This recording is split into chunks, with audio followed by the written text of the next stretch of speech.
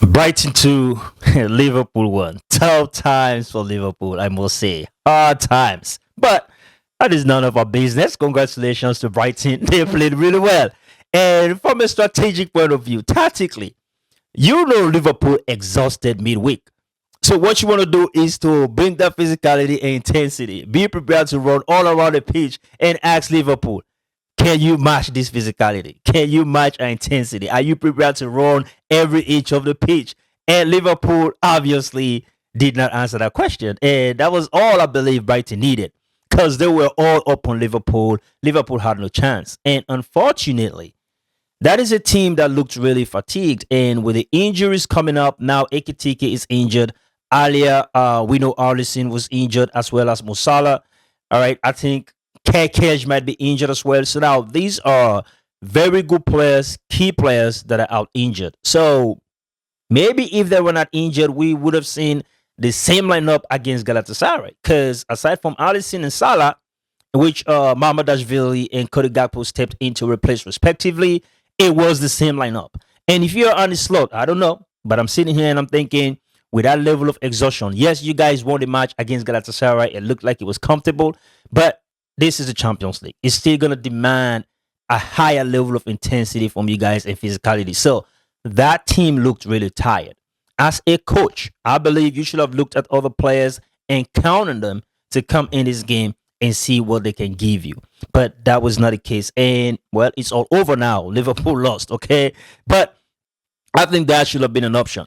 But let's go to the game. Brighton took the lead, and this one is completely on Ibrahima Konate. With your size, with your height, with your weight, there is no way you should allow Danny Welbeck to just jump over that easy. I mean, you can't make it so easy for him to score that goal. So that is on him.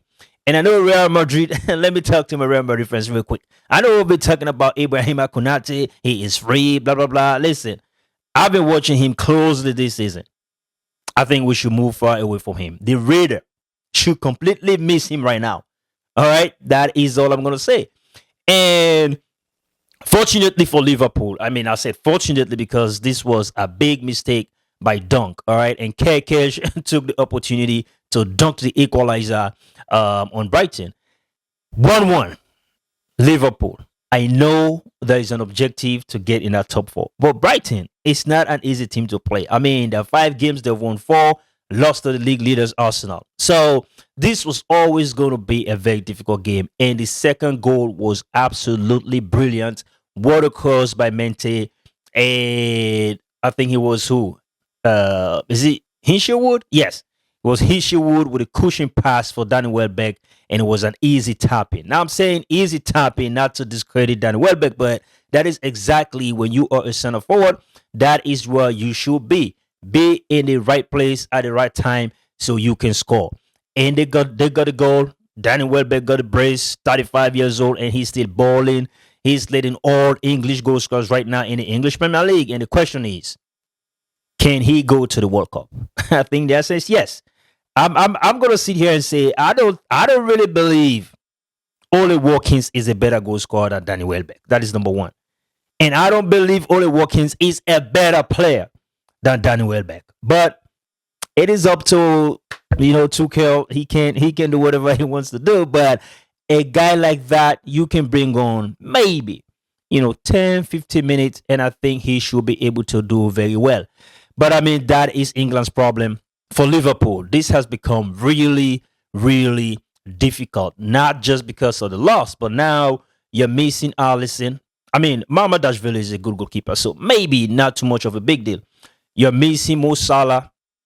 Now, Ekitike is also down.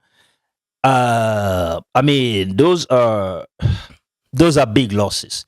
And you have Manchester City April 4th in the FA Cup, and 4 days after that, you are going to France to take on Paris Saint-Germain. Now, this is tough. Okay, this is really tough. Liverpool, the question is, can you make it to the Champions League next season? That is the question. I mean, after winning the EPL, now be able to defend the EPL, and with this performance that I'm seeing, the question is legit. Can you make it to the Champions League next season? Let me know in the comment section, Liverpool fans. But until then, catch you later. Peace out.